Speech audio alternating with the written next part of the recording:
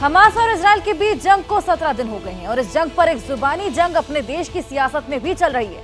यहाँ विपक्ष और तमाम दूसरे लोग सरकार पर पॉलिसी बदलने और इजराइल का साथ देने का आरोप लगा रहे हैं। लेकिन पहले विदेश मंत्रालय के बयान और अब भारत की तरफ से फिलिस्तीन को भेजी गई मदद ने मोदी सरकार में सबकी बोलती बंद कर दी।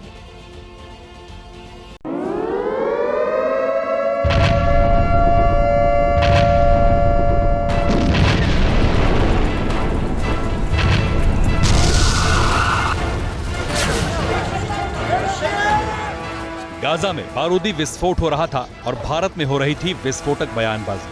फलस्तीन के लिए खड़ा हूं और खड़ा रहूंगा इंशाअल्लाह।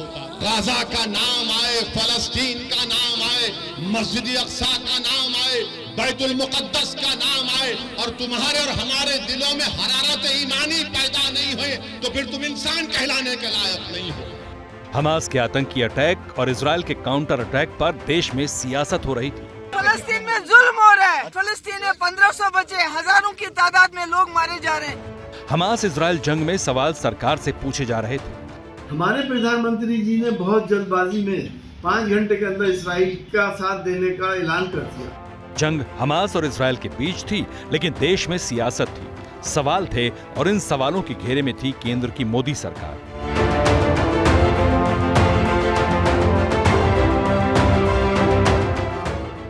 इन सवालों की शुरुआत उसी दिन हो गई थी जिस दिन इजराइल पर अटैक हुआ था।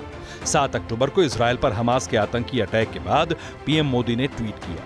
पीएम ने अपने ट्वीट में कहा कि हमारी संवेदनाएं निर्दोष पीड़ितों और उनके परिवारों के साथ हैं। हम इस कठिन समय में इजराइल के साथ एकजुटता से खड़े हैं। भारत आतंकवाद के सभी रूपों की कड़ी और स्पष्ट निंदा करता है। पीएम के इस ट्वीट के बाद देश की सियासत में भूकंप आ गया। पीएम ने आतंकी अटैक की निंदा की, लेकिन सवाल उठाने वालों ने इसे फिलिस्तीन का विरोध करार दिया। जवाहरलाल नेहरू, इंदिरा गांधी, राजीव गांधी, अटल बिहारी वाजपेयी या सगळ्यांची भूमिका ही होती त्यावेळेस त्यांना मदत करायची। या देशाच्या प्रधानमंत्र्यांनी इस्रायलची भूमिका घेतली आणि मूळ मालक जे आहेत त्यांच्याकडे दुर्लक्ष केलं। हिंदुस्तान ने हमेशा इंसाफ का साथ दिया है। हिंदुस्तान ने हमेशा फलस्तीन के कॉज का साथ दिया है। ऐसी क्या मजबूरी थी कि इस्राइल जैसे जालिम मुल्क का साथ देने का ऐलान कर दिया गया। सरकार से सवाल पूछने वाले कैसे हड़बड़ी में गड़बड़ी कर गए ये हम बताएंगे, लेकिन पहले ये तस्वीरें देखिए। ये भारतीय वायुसेना का C-17 एयरक्राफ्ट है जो गाजा में फंसे लाखों लोगों के लिए राहत सामग्री लेकर रवाना हुआ। भारत ने मदद के तौर पर फिलिस्तीन को 38.5 टन राहत सामग्री भेजी। इसमें 6.5 टन मेडिकल सामग्री है। इसके साथ ही टेंट, स्लीपिंग बैग, रोजमर्रा का सामान, पानी साफ करने वाले टैबलेट्स और दूसरे जरूरी सामान भी फिलिस्तीन भेजे गए। रात का ये सामान मिस्र के अल अरिश एयरपोर्ट से राफा बॉर्डर के जरिए फिलिस्तीन पहुंचाया जाएगा। राफा बॉर्डर के जरिए ही गाजा में राहत सामग्री पहुंच रही है।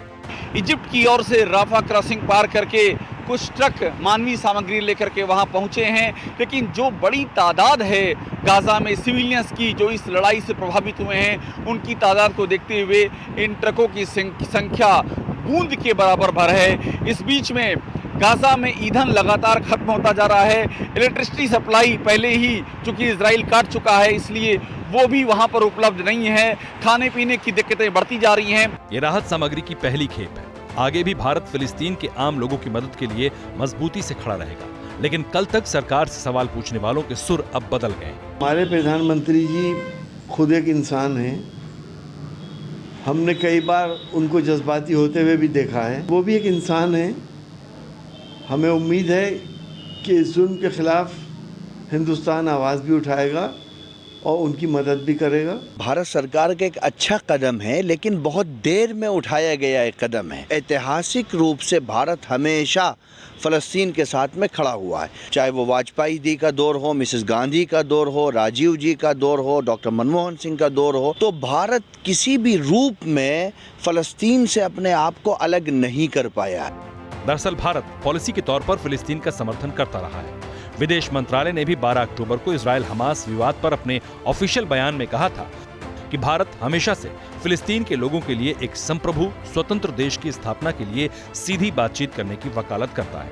एक ऐसा देश बने जिसकी अपनी सीमा हो और फिलिस्तीनी वहां सुरक्षित रह सके और जो इजराइल के साथ भी शांति के साथ रहे।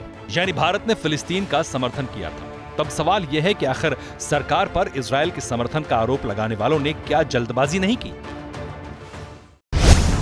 यह सवाल इसलिए क्योंकि भारत ने इजरायल पर हुए आतंकी अटैक की निंदा की थी, लेकिन विवाद में इजरायल के एक्शन का समर्थन नहीं किया।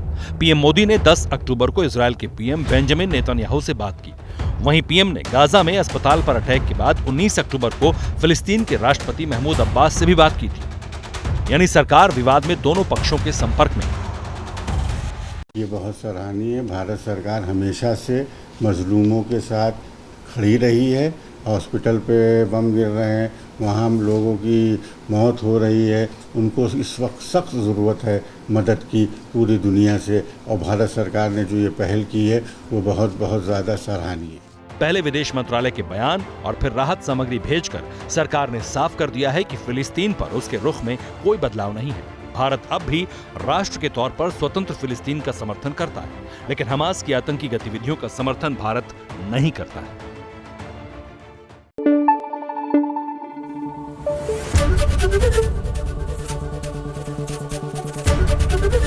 एबीपी न्यूज आपको रखे आगे।